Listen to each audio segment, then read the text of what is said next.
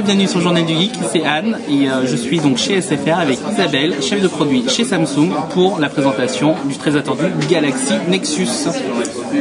Donc voici le Galaxy Nexus. Donc, le Galaxy Nexus est le deuxième Google Phone fabriqué par Samsung.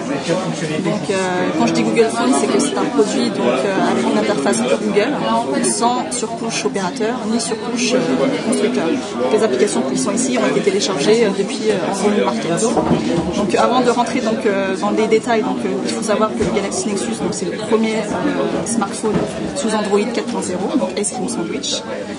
Et avant de vous expliquer en gros toutes les nouvelles fonctionnalités de ce soft-là, je vais faire un petit tour d'horizon du produit. Donc déjà au niveau du design, on est sur un produit qui est avec un écran légèrement incurvé, avec une épaisseur de 8,94 mm. Au niveau du dos, on a une matière ici Hyper Skin qui vous permet d'avoir un très beau toucher anti-trace et anti-rayures. Au niveau du capteur photo, on est sur du 5 mégapixels avec une caméra frontale de 1,3 mégapixels.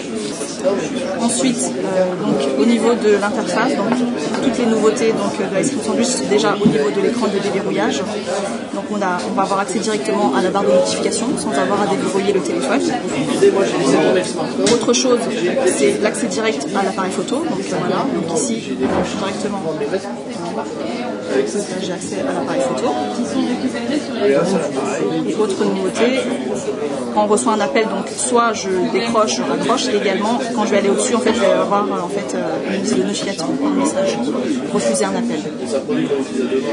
Donc là, quand je déverrouille,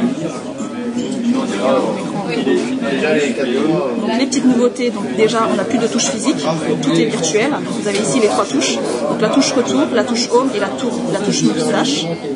Le multitâche nous permet d'accéder à toutes mes dernières pages ouvertes. Pour tuer une application, soit je fais un appui long, soit je la supprime, soit directement je la vire en faisant un glisser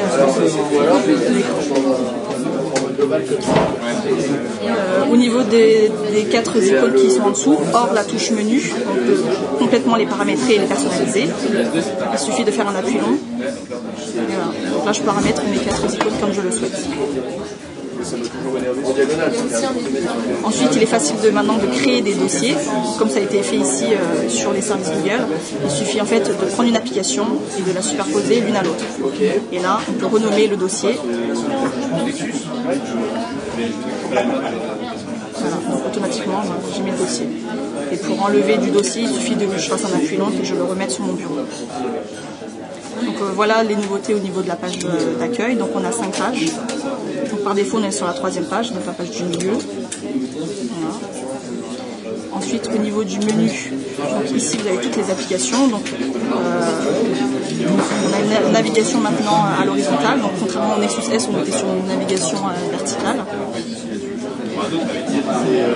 Au niveau, ici on a accès directement aux différents widgets que je vais pouvoir mettre sur le bureau. Voilà, donc j'ai toute une liste de widgets.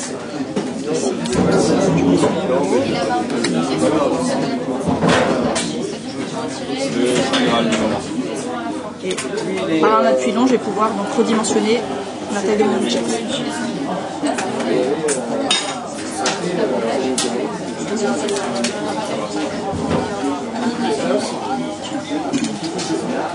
Autre nouveauté également, c'est tout ce qui est accès directement à Android Market, directement via le raccourci qui est en haut. Donc ici, j'ai la touche qui me permet d'accéder aux différents paramètres. Donc, avant, on l'avait ici, je prends une touche physique, maintenant elle est ici en haut. Je voulais juste vous montrer également au niveau de l'interface 3D, voilà, on a un léger effet qui est plutôt réussi.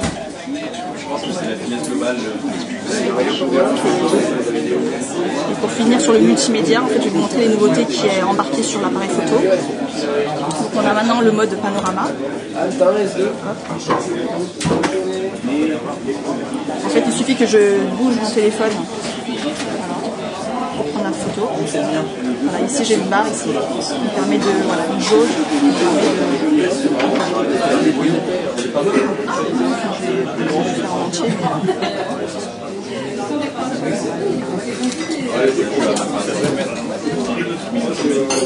Autre nouveauté sur la partie vidéo. c'est ici, le champ vidéo, dans les paramètres.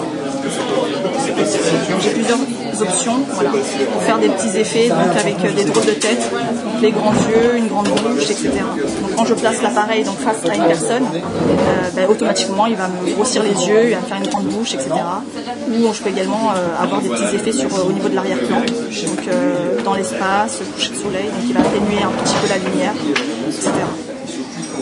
Et tant qu'on parle ici de tout ce qui est reconnaissance des visages, il faut savoir que dans les paramètres du téléphone, il est possible maintenant de déverrouiller son téléphone avec le Face Unlock. Donc ici, je vais aller dans les paramètres. La partie sécurité, dans le petit verrouillage de l'écran, ici j'ai Face Unlock. Là, je vais pouvoir placer donc, directement et paramétrer donc, ma photo et comme ça, quand je vais déverrouiller mon téléphone, automatiquement il va me demander Est-ce que tu peux nous montrer un peu la partie téléphone, contact, est-ce que ça a changé Un téléphone, hop, c'est un clavier. Au niveau des contacts, tu as ici une nouvelle interface. Là en gros il va se synchroniser avec également tous tes contacts chez Google+. Tu vas voir ici l'image, la photo en grand.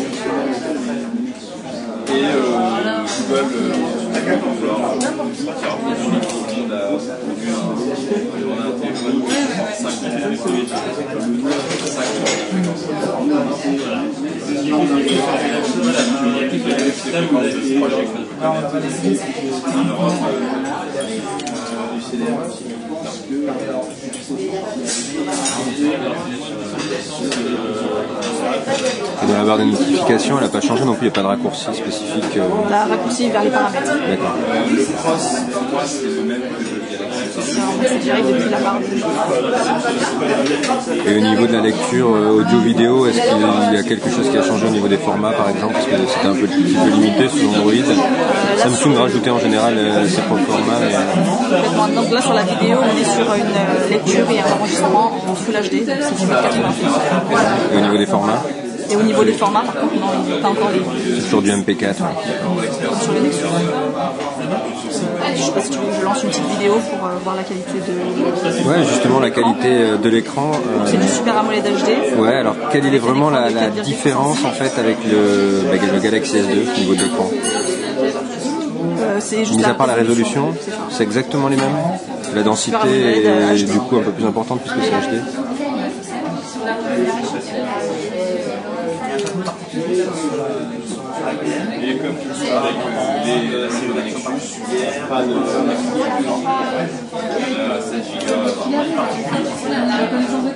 Donc il a une capacité de combien par contre? Alors il a une capacité mémoire de 16 Go. On est sur également un processeur dual-core de 1,2 GHz. Pas de port micro SD. Pas de port micro SD. Et 1 Go de RAM. D'accord. Une sortie HDMI ou quelque chose comme ça ou pas du tout non plus? Non. Et donc il est NFC aussi. Donc il est NFC, donc au niveau des paramètres, vous pouvez le voir. Ici vous avez NFC et vous avez la nouvelle fonctionnalité donc Android Beam qui vous permet de partager via NFC donc, les différents fichiers avec deux networks compatibles.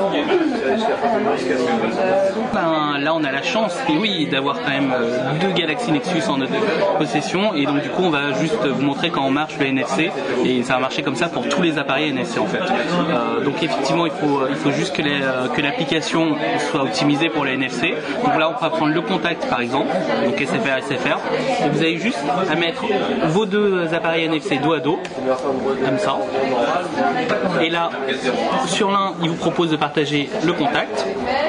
Hop, et on le retrouve ici. Voilà. Donc quand Google s'amusera à mettre à jour les applications de galerie photo, vidéo, etc., ça marchera sur le même principe. Et au niveau batterie, autonomie, on est sur une batterie de 1750 mAh. Comme le Galaxy S2, je pense. C'est ça.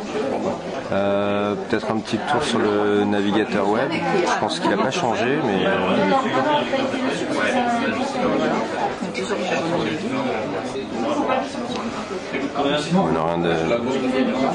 Rien à changer. La gestion des tables peut-être. Voilà, tu avais montré tout à l'heure. Donc toujours pas Flash, il faut le télécharger à côté, c'est toujours...